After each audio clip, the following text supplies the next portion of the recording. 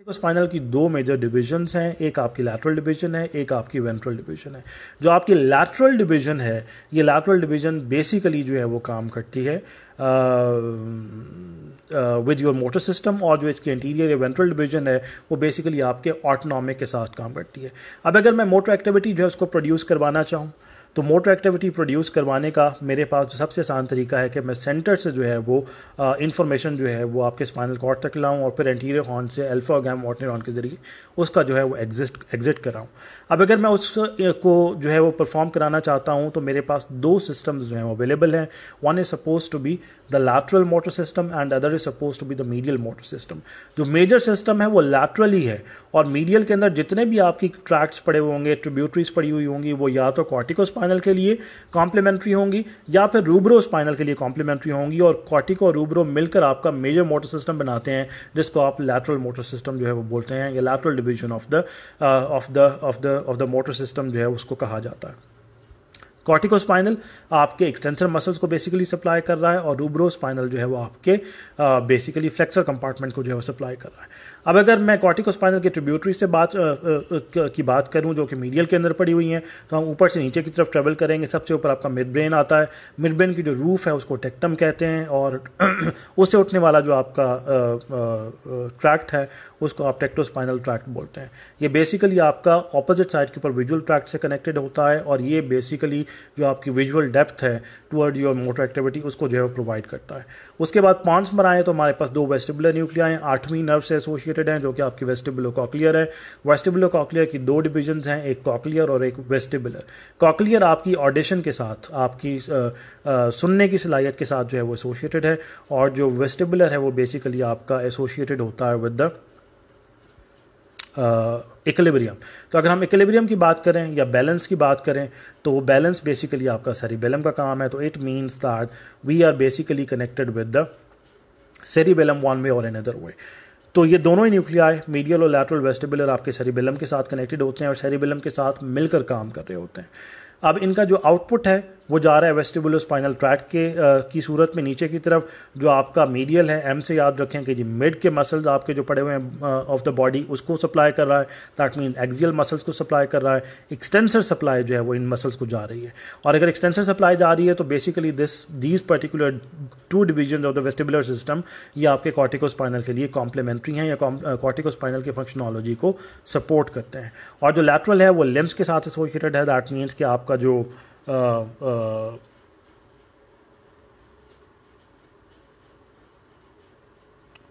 all right, why is everyone waving? Why exactly is everyone waving? I don't know. Anyways, जो आपका medial vestibular nucleus है उसे medial vestibular spinal tract originate कर रहा है, और ये आपके मिड के मसल्स के लिए है, और जो लैटरल है वेस्टिबुलर स्पाइनल वो आपके लिम्स के मसल्स के लिए, दोनों एक्सटेंसर्स को सप्लाई जा रही हैं।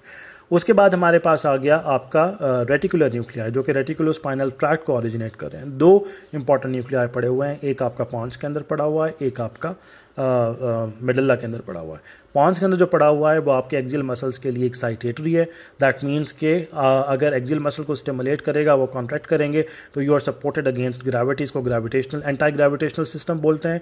और जो पॉन्स के अंदर पड़ा हुआ है वो इसी का ऑपोजिट है, दैट मीन्स कि वो इनहिबिटरी है। अगर वो इनहिबिटरी है तो फिर वो आपको टुवर्ड्स ग्रेविटी पुश कर रहा है, दैट मीन कि वो फ्लेक्सर कंपार्टमेंट को सपोर्ट कर रहा है, और वो रूब्रो स्पाइनल का जो है वो कॉम्प्लीमेंट्री है।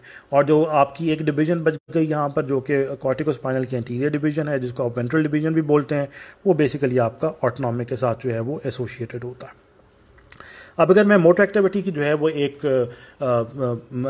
बेसिक इमेज जो है उसको जो है वो प्रोड्यूस करना चाहूँ, तो let's suppose that you want to extend your hand to pick up a book from the table which is situated just in front of you.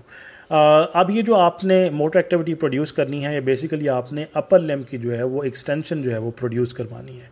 Upper limb की अगर आपने एक्सटेंशन प्रोड्यूस करानी है तो हमें पता है कि जो एक्सटेंसर कंपार्टमेंट है वो आपका कॉर्टिकोस्पाइनल के साथ जो है वो इनर्वेट हो रहा है, और कॉर्टिकोस्पाइनल के साथ इनर्वेट हो रहा है तो हमारे पास जो लैटरल डिवीजन पड़ी हुई थी वेस्टिबुलोस्पाइनल की, वो उसके साथ कॉम्प्लीमेंट्री तौर पर जो है वो काम कर रही थी। अगर आपने एक्सटेंसर कंपार्टमेंट को जो है वो स्टिमुलेट करना था, तो एक्सटेंसर कंपार्टमेंट का जो स्टिमुलेशन है वो उसी वक्त पॉसिबल है कि आप वन वे और अनदर वे जो है वो रूब्रोस्पाइनल को, जो कि फ्लेक्सर कंपार्टमेंट के साथ काम करता है, उसको जो है वो इनहिबिट करें। आपने हाथ को कितना बढ़ाना है, किस हद तक लेकर जाना है, कितने लेवल पर एक्सटेंशन जो है उसको प्रोड्यूस करना है, किस फासले से एक्सटेंशन जो है वो करानी है। जब आप किताब को पकड़ लेंगे तो उसके बाद उठाने के लिए आपको कितना एक जो है वो फोर्स लगानी चाहिए उंगलियों की कि आप बेसिकली उस किताब को प्रॉपर्ली अपने हाथ के अंदर पकड़ लें। ये तमाम का तमाम विजुअल आपका जो एरिया है और जो विजुअल कॉर्टेक्स है उससे वाबस्ता इंफॉर्मेशन है, और ये आउटपुट बेसिकली आपको दे रहा है टेक्टोस्पाइनल सिस्टम, वो सिस्टम जो कि आपका ऑन अदर साइड जो है वो कनेक्टेड है आपकी विजुअल फील्ड के साथ। वो आपको बता रहा है कि आप किताब से कितनी दूर बैठे हुए हैं, आपको कितनी एक हाथ को एक्सटेंड कितने एंगल पर करना पड़ेगा, और फिर जब आप किताब को पकड़ेंगे तो आपको कितनी एक फोर्स लगानी पड़ेगी कि आप उसे ग्रेविटी के अगेंस्ट जो है वो उठाने की कैपेसिटी ओरिजिनेट कर सकते होंगे।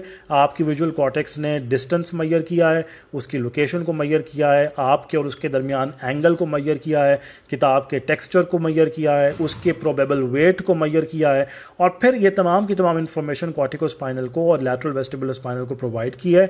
और as a result of that particular thing आपकी इंफॉर्मेशन फ्लो करते हुए सर्वाइकल जो आपका स्पाइनल कॉर्ड है वहाँ तक पहुँची है। वहाँ उसने इंटरन्यूरॉन जो पड़े हुए थे वहाँ पर सिनाप्स किया है, और वहाँ से चलते हुए आपकी जो इन्फॉर्मेशन है वो अल्फा और गैमा मोटर न्यूरॉन्स के जरिए निकल कर जो सर्वाइकल आपकी नर्व्स हैं C5, 6, 7, 8 और T1 उसकी तरफ निकलते हुए उसने आपके अपर लिम्ब के मसल्स को जो है वो सिग्नल प्रोवाइड किया है। आपने रूब्रोस्पाइनल को इनहिबिट करते हुए कॉर्टिकोस्पाइनल और लैटरल वेस्टिबुलोस्पाइनल को स्टिमुलेट कराते हुए एक्सटेंसर मूवमेंट प्रोवाइड की है। उसके बाद फिर आपने फिंगर्स की फ्लेक्शन जो है उसको प्रोवाइड किया और फिर उसको विद होल्ड किया है एट दैट पर्टिकुलर लेवल, और फिर आपने जो किताब है उसको टेबल से उठा लिया है। जिस वक्त आपने किताब को टेबल से उठाया है तो जो ग्रेविटी है वो आपकी किताब को नीचे की तरफ खींच रही है और आप उस किताब को ऊपर की तरफ जो है वो उठा रहे हैं। As a result of this particular thing आपके जो मसल्स पड़े हुए हैं उन मसल्स के ऊपर एक कॉन्टिन्यूस टेंशन जो है वो प्रोड्यूस हो रही है। वो टेंशन स्ट्रेच की सूरत में आपके जो मसल स्पिंडल के जो रिसेप्टर्स पड़े हुए हैं वो उसको सेंस कर रहे हैं, और वो अपनी सेंसरी सप्लाई जो कि मैं ऑलरेडी बता चुका हूँ कि टाइप 1A और टाइप 2 फाइबर्स पर कॉन्स्टिट्यूएंट होती है, उसके ज़रिए वो कॉन्टिन्यूली जो है वो आपके सेरिबेलम को भेज रहे हैं, बिकॉज कि यही जो आपके दो जो सेंसरी सप्लाई है मसल स्पिंडल की वो आपका सेरेब्रोस्पाइनल ट्रैक्ट जो है स्पाइनोसेरिबेलर ट्रैक्ट जो है उसका ओरिजिन दे रहा है। और सेरिबेलर फिर सेरिबेलम जो है वंस अगेन आपके वेस्टिबुलोस्पाइनल को और कॉर्टिकोस्पाइनल को इन्फ्लुएंस कर रहा है कि आपने इतनी कॉन्ट्रैक्शन जो है वो मेंटेन करनी है कि आप जो है वो इस किताब को जो है वो पर्टिकुलर तरीके से जो है वो उठा सकें। ऑलराइट, आई डू अग्री कि मे बी यहाँ पर जो है वो थोड़ा सा जो है वो कन्फ्यूजन जो है वो डेवलप हो गया, और मैं इसको जो है वो दोबारा से रिपीट करता हूँ। मोटर एक्टिविटी, एक सिंपल मोटर एक्टिविटी कि आपने किताब जो है उसको उठाना है। अगर आपने किताब उठाना है तो वी नो कि आपने जो हाथ है उसको एक्सटेंड करना है। अभी हम जो इन्फॉर्मेशन पीछे से लेकर आए हैं तो हमने ये देखा कि अगर आपने एक्सटेंशन प्रोड्यूस करानी है तो आपको जो कॉर्टिकोस्पाइनल ट्रैक्ट है उसका इनपुट चाहिए, और हम ऑलरेडी देख चुके हैं कि जी उसका जो एक ट्रिब्यूटरी है जो मीडियल मोटर सिस्टम में पड़ा है लैटरल वेस्टिबुलोस्पाइनल, उसकी स्टिमुलेशन हमें जो है वो चाहिए। इसके अलावा हमें ये पता करना है कि जी जो किताब है वो आपसे कितने फासले पर पड़ी है, किस एंगल पर पड़ी है, आपके और उसके दरमियान डिस्टेंस जो है वो कितना एग्जिस्ट करता है, किताब का बेसिक ओवरऑल टेक्सचर कैसा है, उसका एक जनरल वेट जो है वो कितना होगा, और आपको कितनी एक पार लगानी पड़ेगी कि आप उसे उठाकर अगेंस्ट ग्रेविटी जो है वो मूव करा सकें। तो सबसे पहले जो हमारे पास इन्फॉर्मेशन आएगी वो आपकी टेक्टोस्पाइनल से आएगी कि आपका जो विजुअल ट्रैक्ट है उसने इन्फॉर्मेशन गैदर की सराउंडिंग्स की कि आपकी सराउंडिंग के अंदर जो है वो कौन कौन सी इन्वायरमेंट एग्जिस्ट करती है, टेबल कितने फासले पर पड़ी है, अप्रॉक्सीमेट डिस्टेंस कितना है, आपके बाजू से ज़्यादा है, आपके बाजू से कम है, कितना एक एक्सटेंड करना पड़ेगा, उसकी तरफ चलकर तो नहीं जाना पड़ेगा, बैठे हुए उठा लेंगे या नहीं उठा लेंगे, उसका वेट कितना है, जब आप उसे उठाएंगे तो आपको कितनी एक फोर्स लगानी पड़ेगी। ये तमाम विजुअल डेप्थ आपकी जो है वो टेक्टोस्पाइनल ने जो है वो कॉर्टिकोस्पाइनल को जो है वो प्रोवाइड कर दी है। जब ये नीचे की तरफ आपकी इन्फॉर्मेशन फ्लो कर रही है तो वेस्टिबुलोस्पाइनल ने इसको जो है वो सेकंड इनपुट जो है वो दिया है, और कॉर्टिकोस्पाइनल ने टेक्टोस्पाइनल और वेस्टिबुलोस्पाइनल के साथ मिलते हुए आपके जो cervical segments of the spinal cord हैं उनको प्री सिनेप्टिक सप्लाई जो है वो प्रोवाइड की है थ्रू इंटरन्यूरॉन्स। अब जब ये प्री सिनेप्टिक सप्लाई वहाँ पर आ गई और आपने वहाँ पर एक्शन पोटेंशियल प्रोड्यूस कर दिया under the influence of all these particular आपके जो ट्रैक्ट्स हैं, तो वहाँ से निकलने वाले दोनों फाइबर्स अल्फा और गामा आपके अपर लिम्ब की तरफ के मसल्स की तरफ जो निकल रहे हैं वो अल्टीमेटली स्टिमुलेट हो रहे हैं एक्सटेंसर कंपार्टमेंट के, और आपने जो हाथ है उसको जो है वो एक्सटेंड कर लिया। एक्सटेंड करने के बाद अब आपने फिंगर्स फ्लेक्स करनी है और फिर आपने बाजू है उसको जो है वो अगेंस्ट ग्रेविटी जो है वो मूव कराना है। तो जब आपने अगेंस्ट आपने किताब को पकड़ा तो आपका जो प्रोप्रियोसेप्टिव पाथवे है dorsal column along with the tectospinal वो कॉन्टिन्यूस इन्फॉर्मेशन दे रहा है कि जी किताब इतनी एक भारी है और आपको इतना एक वजन जो है वो लगाना पड़ेगा। और जैसे जैसे आप किताब उठा रहे हैं अगेंस्ट ग्रेविटी वैसे वैसे किताब के ऊपर ग्रेविटी का पुल बढ़ता चला जा रहा है जो उसको अगेंस्ट योर पार जो है वो खींच रहा है। As a result of these two opposing forces आपके जो मसल्स हैं वो टॉट हैं, उनके ऊपर स्ट्रेच पड़ा है, और जितना स्ट्रेच पड़ा है उतने ही आपके जो एक्सटेंसर कंपार्टमेंट के फ्लेक्सर कंपार्टमेंट के मसल स्पिंडल्स हैं वो स्ट्रेच आउट हो रहे हैं। जितने वो ज़्यादा स्ट्रेच आउट हो रहे हैं, स्पेसिफिकली आपके जो इंट्राफ्यूजल फाइबर्स हैं वो स्ट्रेच आउट हो रहे हैं, उतना ही आपका जो आउटपुट है from type 1 type 2 fibres and type 1A fibres वो बढ़ता चला जा रहा है। ये जो टाइप 1 और टाइप 2 फाइबर्स आपके पड़े हुए हैं जो मसल स्पिंडल से सेंसरी इन्फॉर्मेशन लेते हैं, ये आपके स्पाइनल कॉर्ड के अंदर लोकल इन्फॉर्मेशन प्रोवाइड करते हुए एक और ब्रांच ऊपर की तरफ जो है वो छोड़ते हैं। ये ब्रांच आपकी अल्टीमेटली स्पाइनो सेरिबेलर जो ट्रैक्ट है वो बन जाता है। दैट मीन्स कि इन्फॉर्मेशन आपने सेरिबेलम को भेजी और सेरिबेलम वंस अगेन आपके कॉर्टिको स्पाइनल और वेस्टिबुलो स्पाइनल को इन्फ्लुएंस करेगा कि अगर आपने जो पावर लगाई हुई है, जो आपकी स्ट्रेंथ है उंगलियों को के ऊपर जिसकी साथ आपने जो है वो किताब को पकड़ा हुआ है वो प्रॉपर नहीं है, तो वो उसको बढ़ाता चला जाएगा ता वक्त कि आप इतनी फोर्स ऑफ कॉन्ट्रैक्शन जो है वो डेवलप कर लें कि आप किताब जो है उसको टेबल से उठाने के काबिल हो जाएं। एक दफ़ा आपने ये काम कर लिया तो ये आपकी मेमोरी के अंदर स्टोर हो गया है। अगली दफ़ा जब आप किताब उठाने लगेंगे तो आपको पता होगा कि आपने कितनी एक फोर्स लगानी है, और आपका जो ऊपर वाले सिस्टम से अपर मोटर न्यूरॉन से जितने भी इन्फ्लुएंसेस आ रहे हैं वो तमाम के तमाम इन्फ्लुएंसेस जो हैं वो आपको एडिक्वेट फोर्स जल्दी लगाने के लिए जो है वो तैयार रखेंगे। That is basically with the passage of time development of the skilled motor activity. तो अगर आपने किताब उठानी है तो अब सर्किट क्या बनेगा कि सबसे पहले आपने जो है वो विजुअल आपका जो पाथवे है उसके ज़रिए इन्फॉर्मेशन कलेक्ट की, उसको विजुअल कॉर्टेक्स के अंदर आपने जो है वो इंटरप्रेट किया, लोकेशन के बारे में, सराउंडिंग के बारे में, किताब के टेक्सचर, उसके प्रोबेबल वेट के बारे में, डिस्टेंस के बारे में, वो इन्फॉर्मेशन आपकी मोटर कॉर्टेक्स के साथ शेयर हुई। कॉर्टिको स्पाइनल ट्रैक्ट उसको नीचे लेकर आ रहा है, वेस्टिबुलो स्पाइनल ने उसको जो है वो इन्फ्लुएंस किया है। इन्फ्लुएंस करने के बाद आपके एंटीरियर हॉर्न तक इन्फॉर्मेशन गई है, एंटीरियर हॉर्न से अल्फा गामा मोटर न्यूरॉन्स निकल रहे हैं, उन्होंने मसल्स को कॉन्ट्रैक्ट कराया है। कॉन्ट्रैक्ट कराने के बाद अगर कॉन्ट्रैक्शन के अंदर जो है वो कोई झोल था तो आपका जो मसल स्पिंडल है वो थ्रू टाइप 1A फाइबर और टाइप 2 फाइबर सेरेब्रोस्पाइनल ट्रैक्ट को जो है वो इनपुट दे रहे हैं। सेरेब्रोस्पाइनल वापस सेरिबेलम तक इन्फॉर्मेशन लेकर जा रहा है और सेरिबेलम वंस अगेन वेस्टिबुलो स्पाइनल को इन्फ्लुएंस करते हुए और कॉर्टिको स्पाइनल को इन्फ्लुएंस करते हुए एक एडिक्वेट मसल कॉन्ट्रैक्शन जो है वो प्रोड्यूस करवा रहा है। So this is suppose to be a basic motor activity, और ये उसकी बेसिक सर्किटरी जो है वो आपकी इसके साथ इन्वॉल्व होगी। So this is the basic output of the motor system जो कि काम करता है। And now I am open to the questions. अच्छा, ये मैं बता दूं कि अगर आप न्यूरोफिजियोलॉजी पढ़ना चाहते हैं, बहुत अच्छी पढ़ना चाहते हैं और सही तरीके से पढ़ना चाहते हैं, तो फिर आप essential medical physiology by Leonard J Johnson जो है जो कि ऑलरेडी मैंने बताई हुई है उसको गो थ्रू करें। It is a seriously good book if you want to study neurophysiology in a good manner. जी, I am open to the question. अब मैं क्वेश्चन पढ़ रहा हूँ जी।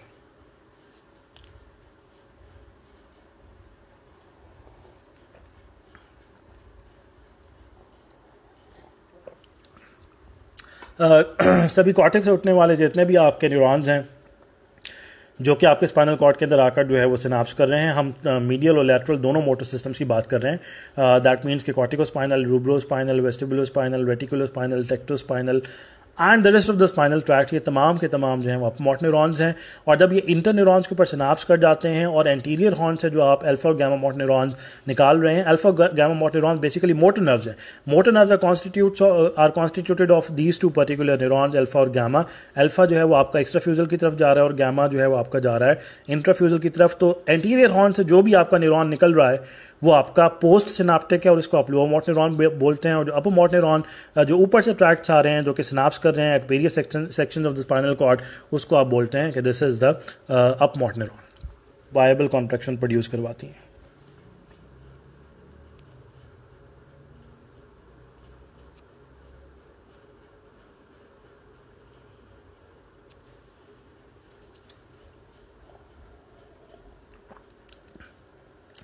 Initially you have to extend the arm, और जिस वक्त आपने एक्सटेंड कर लिया है और आप बुक तक पहुंच गए हैं तो अब you need to create flexion at various compartment. जिस वक्त आपने एक्सटेंशन प्रोड्यूस कर दी तो ये सर्किट दोबारा से नई सिरे से चलेगा, टेक्टोस्पाइनल से कॉर्टिकोस्पाइनल और कॉर्टिकोस्पाइनल से फिर वेस्टिबुलोस्पाइनल, और फिर नीचे दोबारा इन्फॉर्मेशन आएगी और वो फिर आपके एक्सटेंसर कंपार्टमेंट को इनहिबिट करके और फ्लेक्सर को स्टिमुलेट करेगी। तो दिस इज ऑल्टरनेट एक्टिविटी कि initially you had required extension, जब एक्सटेंशन की ज़रूरत ख़त्म हो गई तो आप एक्सटेंशन को इनहिबिट कर देंगे और फ्लेक्शन को स्टार्ट करवा देंगे।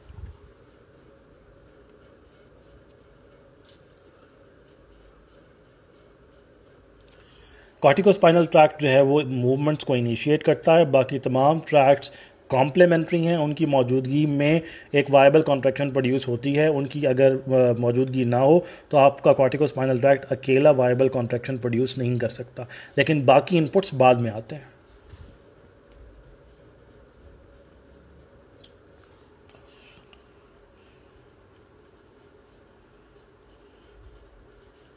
जिस वक्त आप खड़े हुए होते हैं तो आपका जो सिस्टम जो है वो काम कर रहा होता है, वो बेसिकली आपका एंटी ग्रेविटेशनल सिस्टम है, जो आपका मिडलरी रेटिकुलोस्पाइनल ट्रैक्ट है वो आपके अगेंस्ट ग्रेविटी जो है वो सपोर्ट कर रहा होता है। अलॉन्ग विद दैट वहाँ पर कॉर्टिकोस्पाइनल का इनपुट भी आ रहा होता है, बिकॉज कि वो भी एक्सटेंसर कंपार्टमेंट को सप्लाई करता है।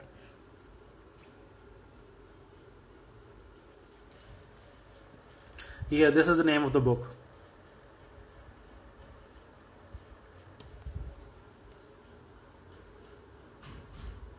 रेटिकुलोस्पाइनल्स जो हैं वो सिर्फ और सिर्फ आपके एक्सियल मसल्स को सप्लाई करते हैं।